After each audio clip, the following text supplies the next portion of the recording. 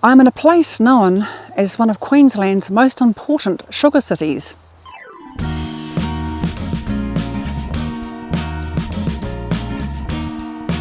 If driving to Mackay before you even reach the town itself, one thing you'll notice is the miles and miles and miles of sugarcane fields.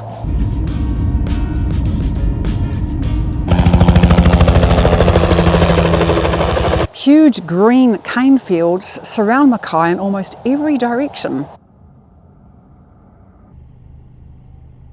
For over 150 years, sugarcane has shaped this region, its economy, its railway lines and its identity. The Mackay region became perfect for sugarcane growth for three main reasons: the rich volcanic soil, the tropical rainfall, and access to the river, the Pioneer River, and of course the sea. The very first sugarcane in the Mackay district was planted around 1865 by settler John Spiller. Not long after, of course, more settlers came to the area, realising it was the perfect place to grow sugarcane. Oh, this long grass has got some bitey things. One of the important early sugar pioneers was a Thomas Henry Fitzgerald, who established the Alexandra plantation. Thomas also had a partner in business, Scottish-born John Davidson. The two of them erected an iron mill on the site and successfully produced the first commercial crushing of sugar in Mackay in September 1868. Soon, platforms, mills and cane farms spread across the Pioneer Valley.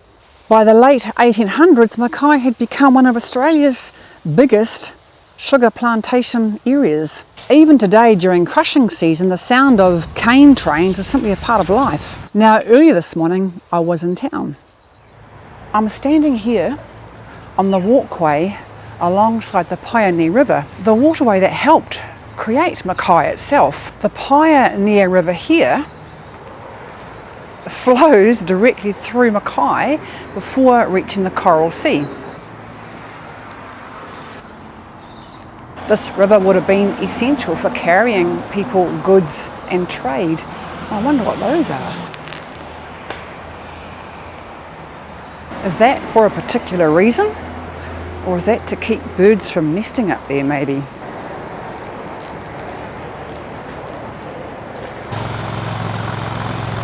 That time's not correct. It's about 20 past 7 in the morning, not 9:20. The valley surrounding the river became known as Pioneer Valley because the early European settlers saw themselves as pioneers of the new farming land around this area. And interestingly, the city was almost called Pioneer instead of Mackay.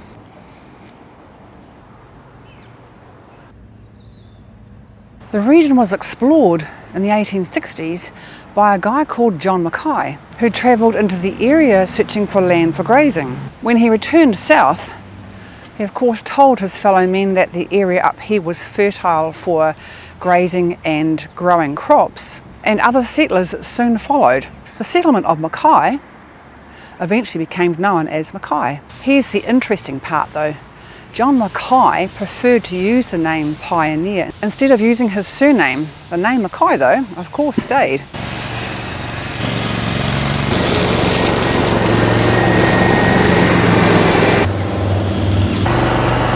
And I see the clock is still stuck at 9:20. So that sign behind me, Yui, is in reference to the traditional people of the land of Mackay and their language. So that building right next to me here is the old post office building, the one with the clock that's not correct. And down behind me is the Pioneer Shire building. Walking down one of the main streets of Mackay, and yes, I'm in the middle of the road because right now there's nobody here, but I won't stay there for long.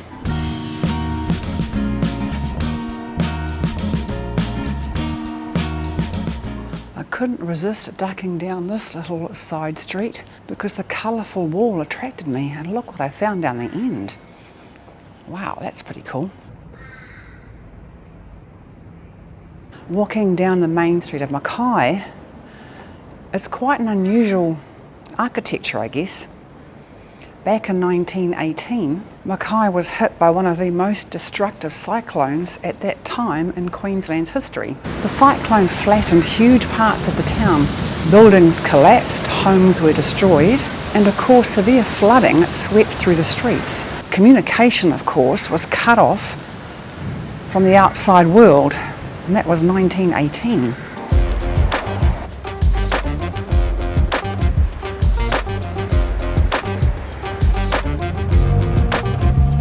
The storm completely reshaped Mackay.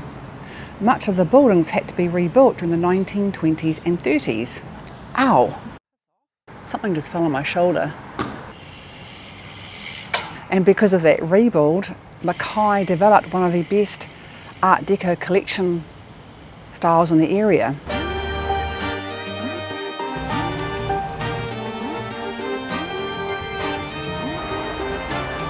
It's now about 8 o'clock and you can tell because the traffic is picking up as people head off to work.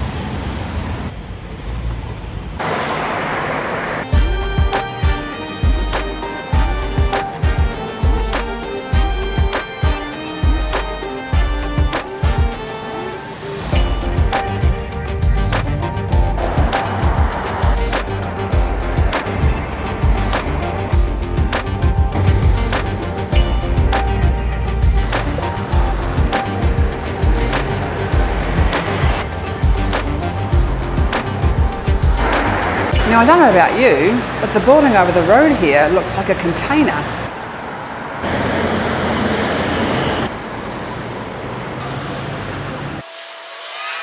I stood here for what seemed like forever. I don't think these are working. I've been standing here for a few cycles, I'm sure of it. And then I stood here again for a bit longer. Oh, finally.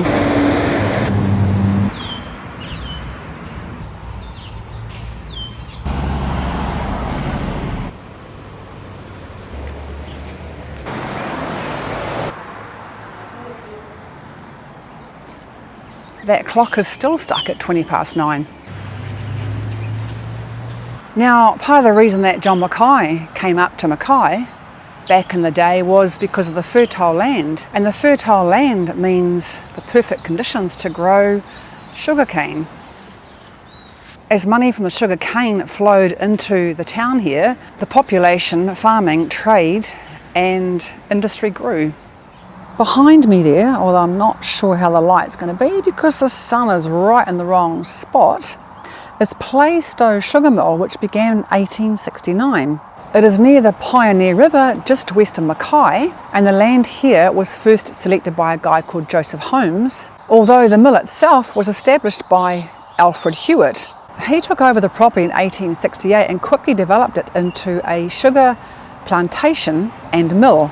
The first crushing season began in September 1869, making the Plaistow Sugar Mill behind me one of Queensland's earliest sugar mills. The mill here helped to prove that the area around Mackay was perfect for growing sugar cane, and it did play a major role in turning Mackay into one of Queensland's biggest sugar cane regions. I'm not going to go any closer to the mill because there is a big large sign driving into here that says private property. I'm not going to push my limits on this one.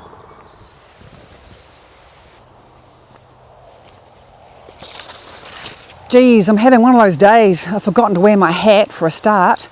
I've lost the magnet on my DJI mic again, so hence it's in a different position yet again. Anyway, on with the story.